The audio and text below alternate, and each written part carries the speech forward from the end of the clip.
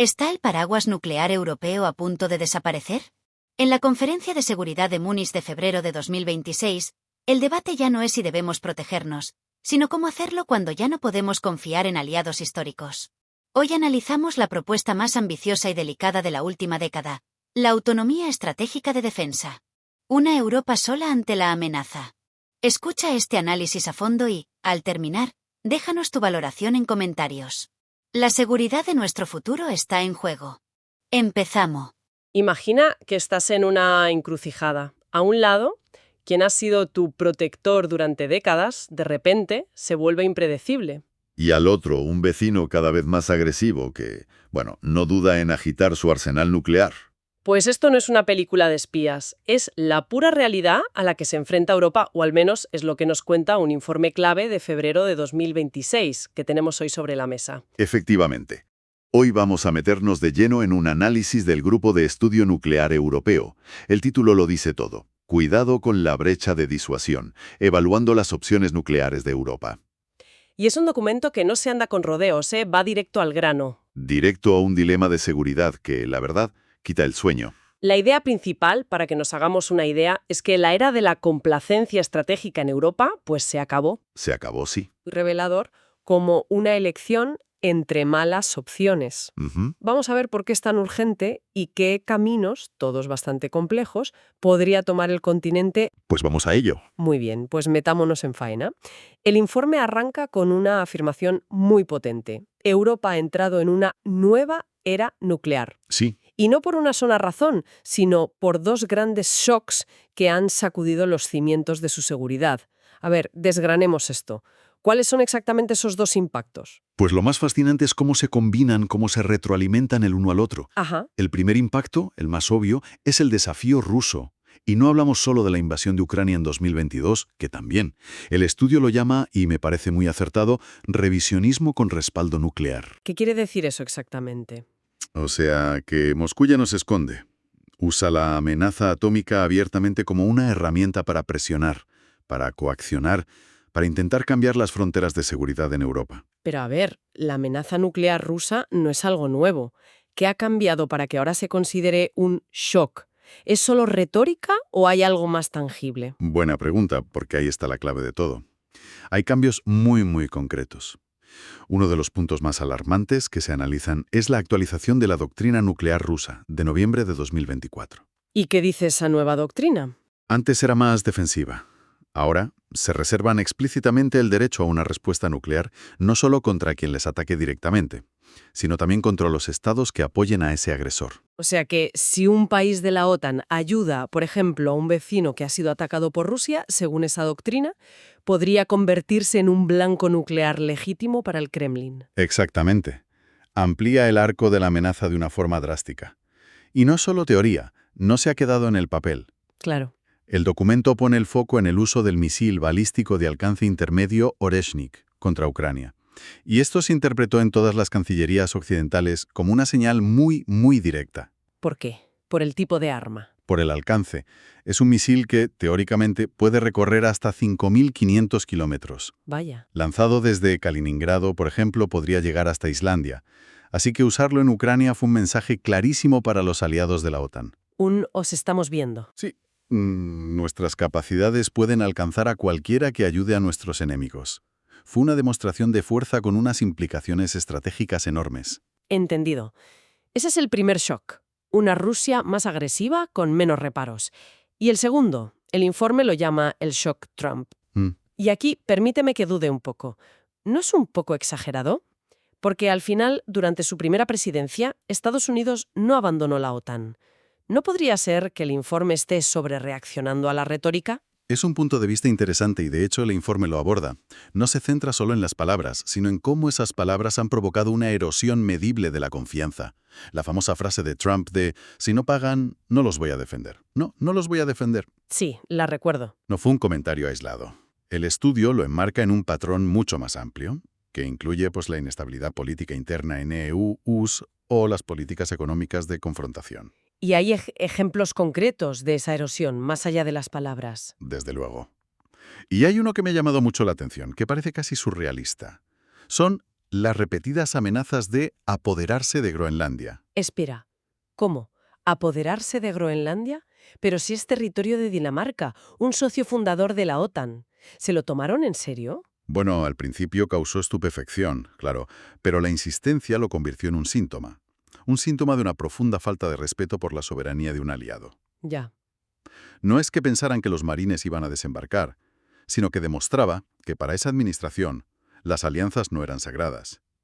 Y esto tiene consecuencias. Me imagino. El documento incluye un gráfico que es demoledor. Muestra una caída en picado, casi vertical, en la confianza de los ciudadanos europeos hacia Estados Unidos como garante de su seguridad entre enero y marzo de 2025. Uf. El shock no es solo la retórica, es la constatación de que la garantía de seguridad ya no es incondicional. Vale, ahora lo veo más claro. Por un lado, una amenaza rusa que sube de nivel. Por otro, un paraguas de seguridad americano que parece cada vez más agujereado.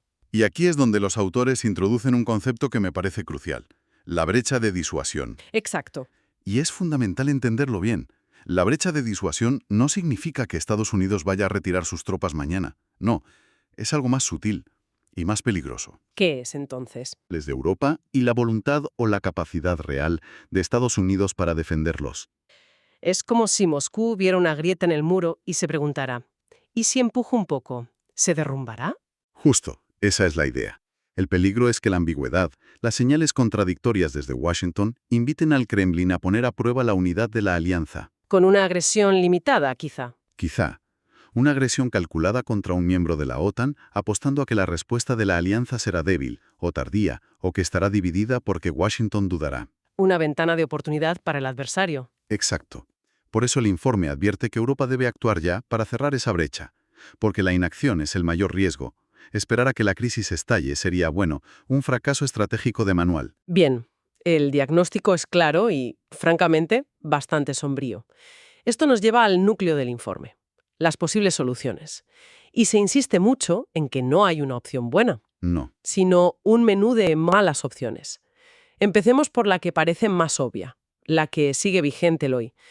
Seguir como hasta ahora, confiando en Estados Unidos. Es la opción por defecto, sí. La zona de confort estratégica de Europa durante más de 70 años. Y tiene una lógica aplastante que el informe detalla muy bien. Se basa en 3 pilares. ¿Cuáles son? Primero, las capacidades militares de Estados Unidos son sencillamente inigualables. Ningún país europeo, ni todos juntos, se acercan a ese nivel. Vale. Segundo, la cooperación está institucionalizada. Estructuras como el Grupo de Planificación Nuclear de la OTAN llevan décadas funcionando. Y tercero, y esto es clave, la ventaja financiera. El gasto de defensa americano es tan gigantesco que Europa se beneficia de un paraguas de altísima tecnología por una fracción de su coste real. Supongo que por eso la mayoría de líderes europeos se aferran a ella. Por supuesto. El secretario general de la OTAN, Mark Rutte, lo dice sin tapujos en una cita del informe. Quien piense que Europa puede defenderse sin EU, que siga soñando. Es un baño de realismo. Pero aquí viene la gran paradoja. El informe argumenta que esta misma dependencia, que ha sido una fortaleza, es ahora la mayor vulnerabilidad de Europa. Ahí está el dilema. La pregunta que flota en el aire es, ¿a qué precio se mantiene esa confianza? El riesgo es que la dependencia se convierta en subordinación. ¿A qué te refieres? A que Washington empiece a usar la garantía de seguridad como moneda de cambio, para obtener concesiones comerciales, tecnológicas, diplomáticas. Entiendo. El peligro real, según este análisis, no es tanto una ruptura brusca, un portazo a la OTAN. Es más un declive gradual de la credibilidad. Un veneno que vaya minando la alianza por dentro y que, volvemos a lo mismo, pueda invitar a Rusia a un error de cálculo fatal. Vale, entonces si apoyarse en Estados Unidos es como caminar sobre hielo fino, la siguiente idea lógica es mirar hacia adentro, a las potencias nucleares que ya tenemos en casa, Francia y el Reino Unido. ¿Pueden ellos dos llenar ese vacío? El informe distingue aquí 2 escenarios. Uno, más modesto, es que jueguen un papel complementario mayor. El otro, mucho más ambicioso, es que reemplacen el paraguas estadounidense. Y supongo que para reemplazarlo... En el segundo escenario, simplemente no están equipados. Sus arsenales son mucho más pequeños y están diseñados para su propia disuasión nacional, para proteger sus intereses vitales, no para extender una garantía creíble a todo el continente. ¿Y a nivel de doctrina? ¿Estarían dispuestos? Francia habla a veces de una dimensión europea de su disuasión, pero deja meridianamente claro que el control es y será siempre soberano. La decisión final la toma el presidente en el Elíseo. ¿Y el Reino Unido? El Reino Unido asigna formalmente su fuerza de disuasión a la OTAN, pero aquí hay un detalle crucial que a menudo se pasa por alto. ¿Cuál? Su dependencia tecnológica de Estados Unidos. Los submarinos son británicos, sí, pero los misiles balísticos Trident son de fabricación estadounidense. Ah, o sea que ni siquiera el arsenal británico es 100% europeo. Exacto. El software, el mantenimiento, el soporte, todo depende de Washington. Es una dependencia tecnológica crítica. Pero el mayor obstáculo, con diferencia, es político. Esto me interesa. ¿Por qué es tan frágil políticamente? Porque la credibilidad de una garantía así depende de la estabilidad a largo plazo.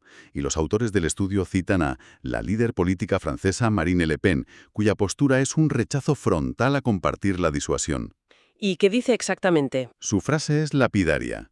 Compartir la disuasión es abolirla. ¿Pero esa es solo la postura de un partido? ¿O refleja un sentimiento más profundo en Francia sobre su fausse de frappe? Refleja un consenso muy arraigado en la clase política francesa, de izquierda a derecha.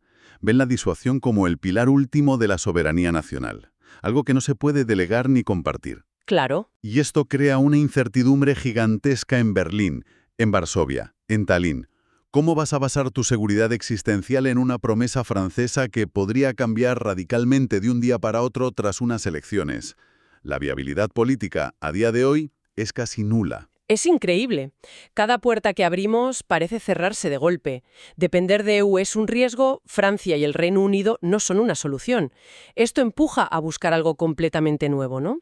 Supongo que de ahí sale la idea de un eurodisuasor, un arma nuclear europea conjunta. Exacto. Es la opción más radical y a la vez la que revela las contradicciones más profundas del proyecto europeo. El informe lo desmenuza muy bien y plantea dos modelos teóricos.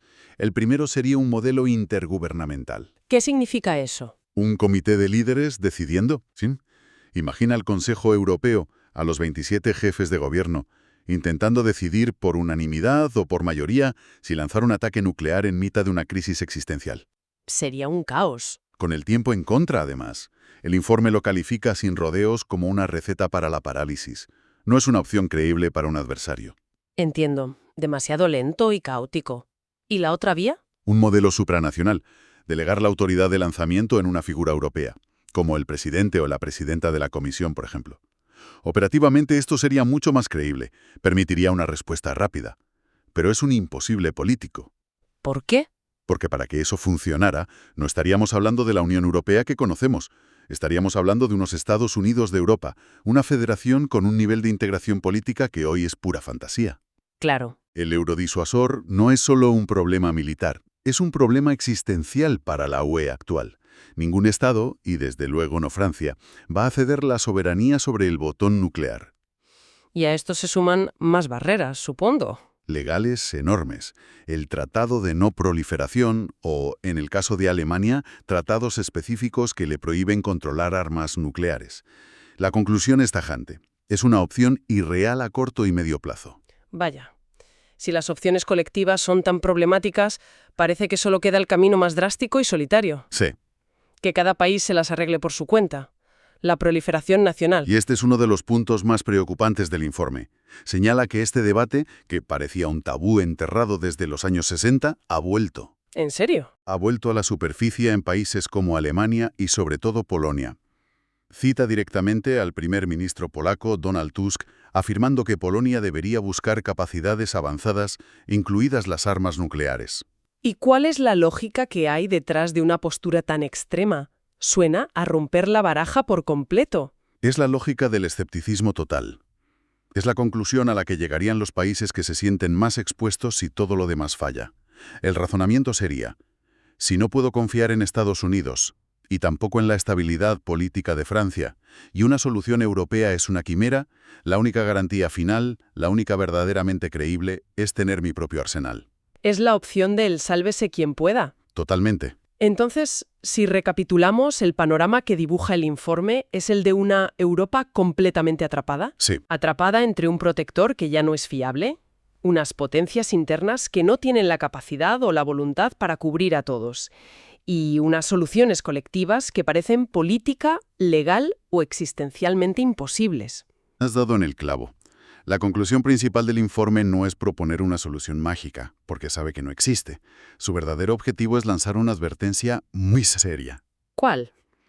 Que Europa ya no puede permitirse el lujo de externalizar su pensamiento sobre la disuasión nuclear a Estados Unidos. Sea cual sea el camino que se elija, y todos son malos en algún sentido, va a requerir inversiones masivas, debates públicos increíblemente incómodos y tomar decisiones que se han ido posponiendo durante décadas. El tiempo de la ambigüedad se ha terminado. Se ha terminado, sí. Todo este análisis se centra en la mecánica militar y política de la disuasión, en los misiles, los tratados, las doctrinas. Pero mientras lo comentábamos, no puedo evitar pensar en una pregunta que va más allá de todo eso.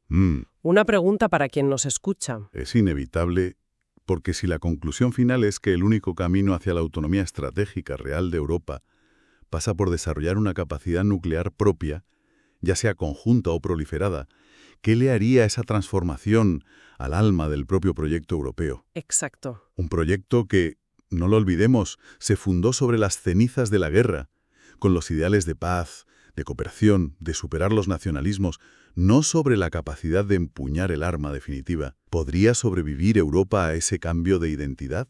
Es la pregunta fundamental que este análisis tan técnico pone inevitablemente sobre la mesa.